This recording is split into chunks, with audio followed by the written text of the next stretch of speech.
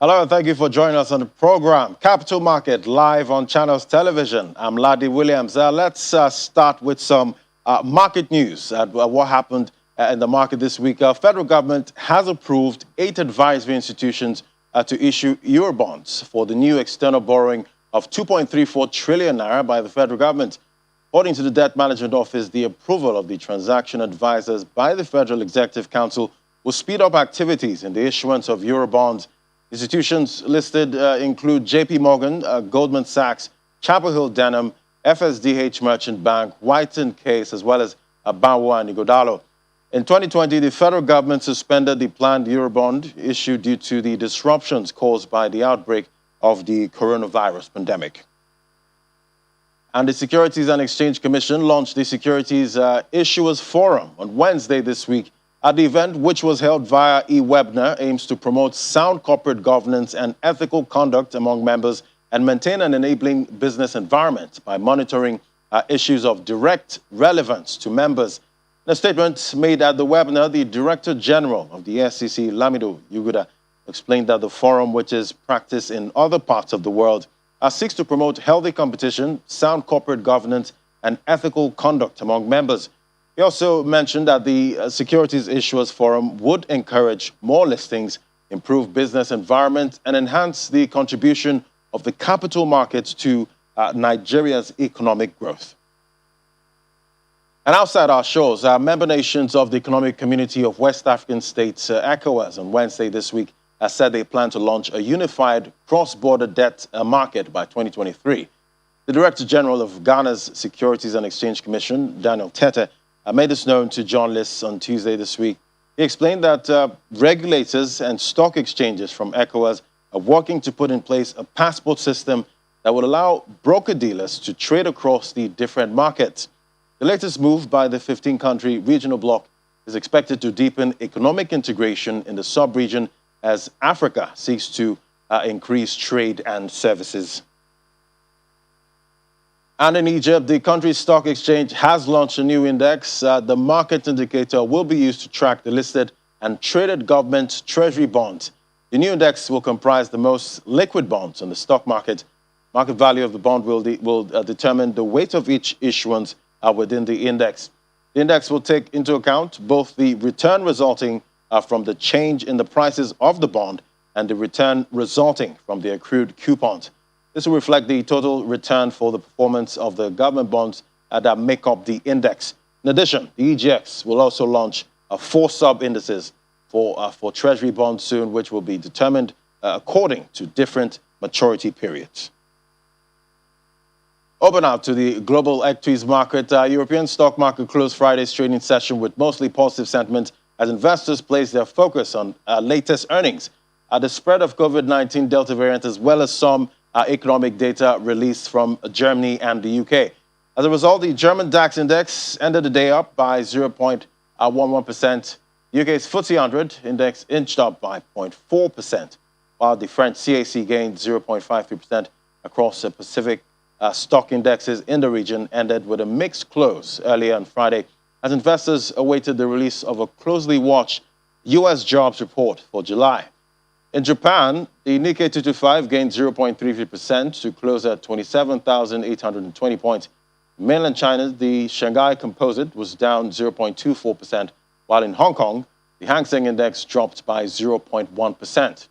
Meanwhile, in the United States, stocks on Wall Street closed Friday's session slightly mixed, with the Dow at record high after July jobs report signaled a strong economic recovery. The Dow Jones Industrial Average closed the day up by 0.41%. The S&P 500 rose by 0.17%, while the Nasdaq ended in the red territory, down by 0.40%. And back home, the local stock market ended the first trading week of August in the green with about 137 billion naira added to the total value of listed equities. The market's benchmark index climbed by 0.68% to close the week at 38,810.75 points, while the equities cap rose further above the 20 trillion naira mark. And this was largely due to gains recorded by Airtel Africa, MTN Nigeria earlier in the week. However, the market's sectoral performance was not impressive as sell pressure pushed all the 5 key sectors of listed equities to the negative territory, particularly the insurance counter of the NGX. At the same time, overall volume and value of transactions ended in the red, with 20 gainers led by Qtex against 36 losers led by Nemeth Pharmaceuticals.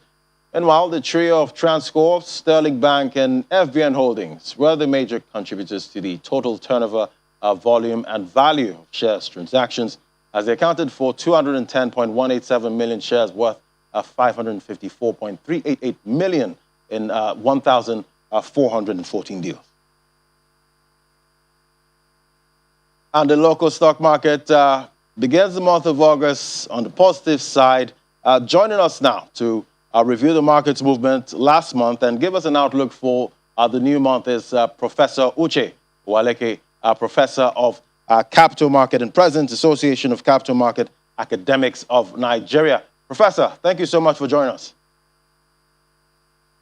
Thank you very much, Ladi. It's indeed my pleasure. Good evening. Great to have you, Professor. So how would you describe the performance of the equities market in July? Let's just take it a month back. Yeah, Ladi, let me start by commending the SEC, Securities and Exchange Commission, for inaugurating the Securities Issuers Forum, especially coming on the back of the recent demutualization of the stock exchange. As you said, that will go a long way in improving corporate governance and, of course, help to further develop the market. Now, I would say that the performance of the market, talking specifically now about the equities market, was an improvement over what we had in the month of June. Right. Of course, you know that the month of July, ended in the green by 0.9%. All through the month of July, the NGX All-Share Index, for 3 weeks, was down. But the third week of July, witnessed quite a bullish performance. The NGX, gained as much as 1.9% in the third week of July. And I recall that third week was the Salah week.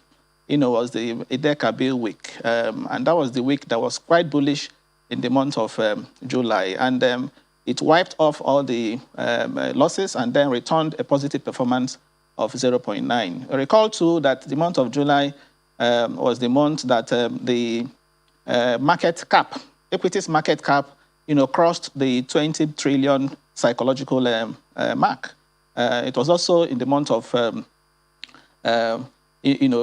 July that we had, I would say, a performance that outperformed even global markets. If you look at the Morgan Stanley Capital Index for emerging markets in particular, that MCI for emerging markets tracks indexes of 27 emerging market countries, the middle and large cap representation.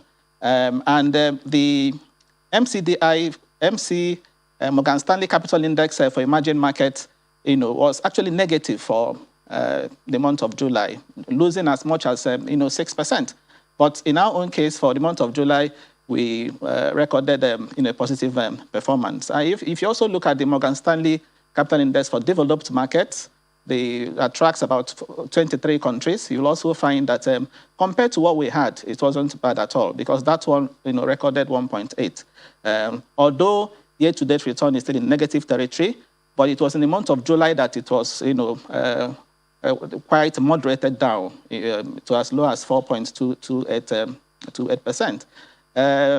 As usual, the financial services industry sector dominated the performance. The likes of Zenith,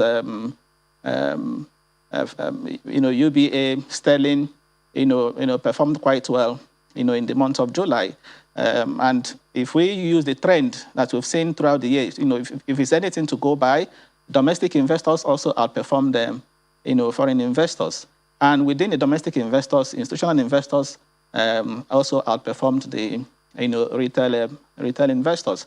So I would say the month of July was quite a good month for the market, even though, as I mentioned earlier, the year-to-date return is still in negative territory. Yes. All right.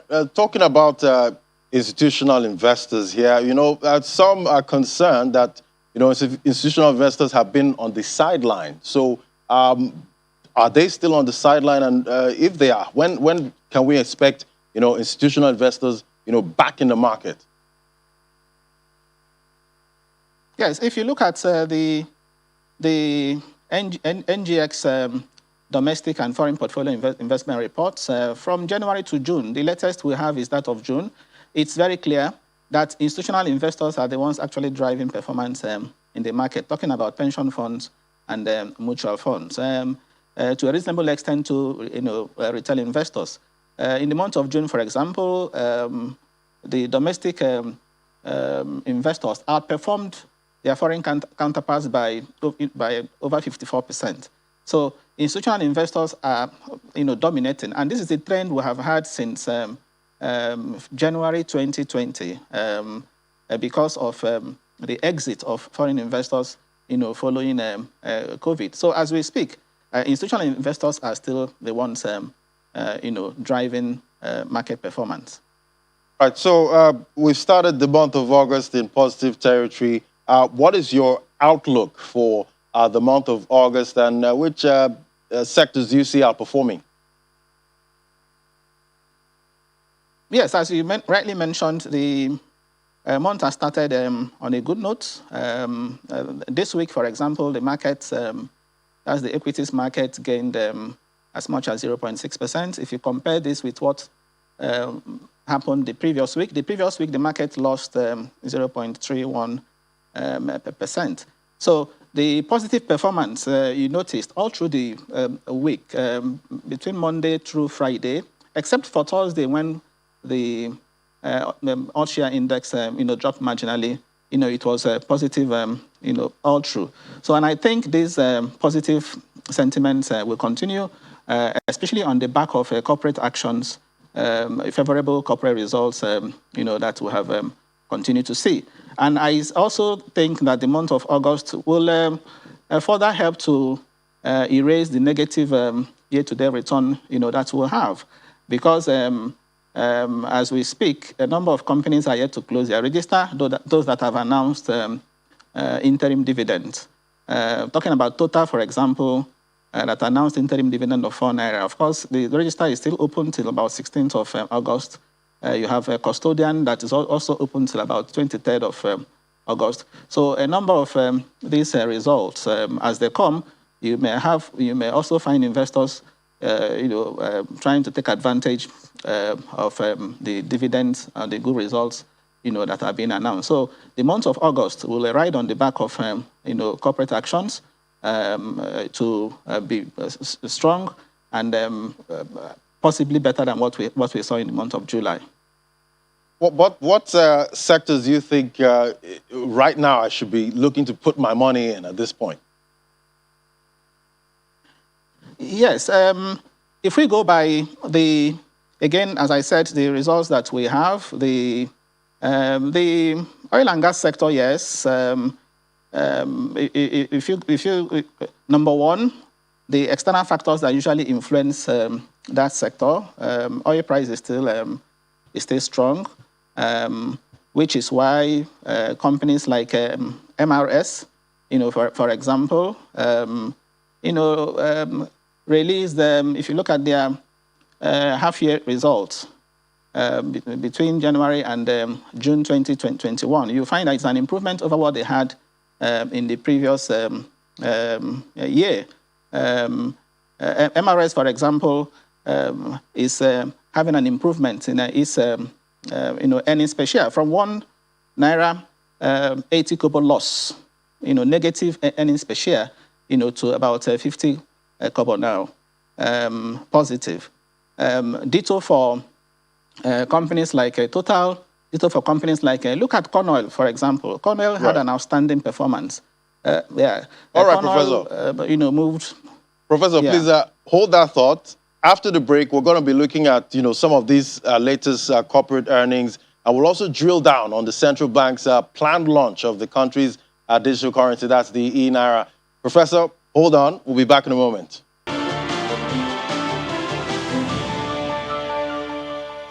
Welcome back. Still watching Capital Market live on Channels Television. Now let's take a look at some company earnings. Now, listed energy firm Corner posted 17.7% increase in its revenue within the second quarter of this year, which currently stands at 67.63 billion naira. The latest corporate earnings results released this week shows that the company's pre-tax and after-tax profit, as well as earnings per share, surged by more than 213% within the period. Now to MRS, still with energy stock. The stock MRS posted a total of 19.4 billion naira in the second quarter 2021 revenue, with an earning per share of 48 kobo.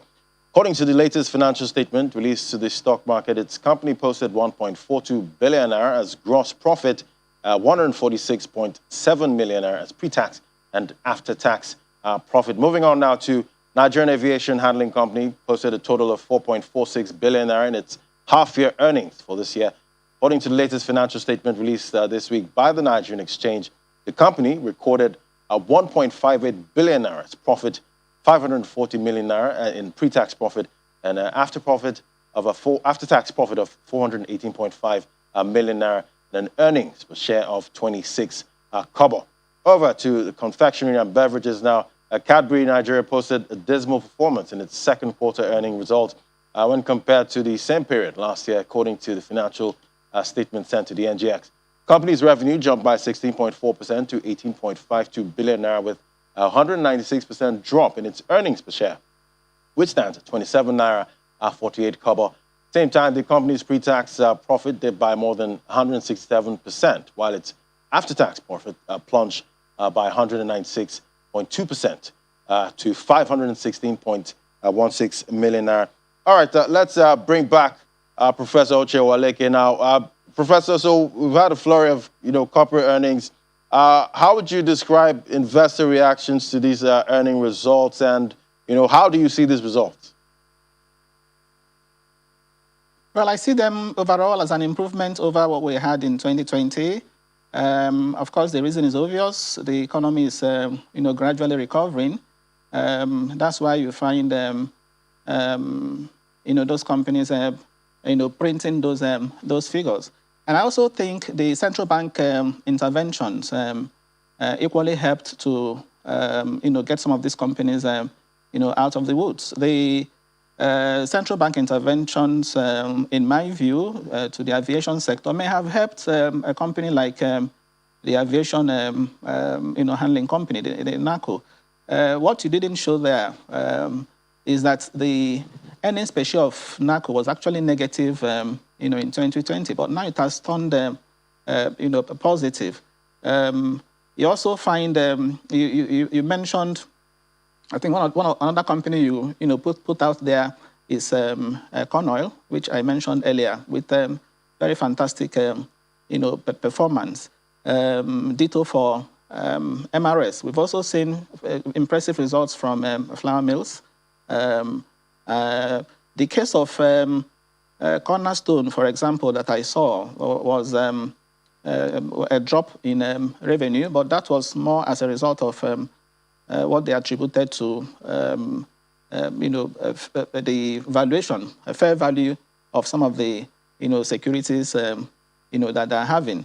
But that of Cadbury is quite disappointing in the sense that it went from earnings per share of 28 kobo, it's positive, to 27 kobo, negative. But overall, if you look at all the companies that have come in overall, one can say that that has been an improvement. And again, if you look at the fundamentals of some other companies outside of these ones we've mentioned, you will also find that they're strong. Look at MTN, for example. The return on equity of MTN is as high as 57%. If you look at Nestle, at, of course, the most expensive stock on the exchange, with a return on equity of as high as over 90%. So a good number of them. You were asking about the sectors to watch out for. I think the agri sector too is one of them, where you have stocks like Presco. At 72 naira, I think Presco is undervalued given its performance. You also have Okumu oil at 110 naira. So some of these results, if you look at their return on equity, you look at their some other price earnings ratio, you will agree with me that they have good valuations, and this is the time to really take positions in them, in my view. All right, Professor. Quite impressive results there. But now to our next conversation. The Central Bank of Nigeria will be joining other apex banks of the world to launch a central bank digital currency, which is supposed to be called the e-Naira by October 1st of this year. So now, how would this? I'm wondering how this would impact the capitals market. Professor, tell me, how are these CBDs expected to work? Okay, I have read a number of articles on it. I've read a number of IMF blogs, including papers by the Bank for International Settlement. I've also seen what the presentation by the central bank regarding how is likely to work under the Project Giant. Essentially, it's just digital money. That is a liability of the central bank. People holding it can lay claim to it on the central bank.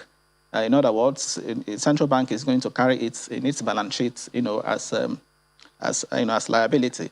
So it's a digital currency that is akin to your virtual currencies, but that is where the similarity ends.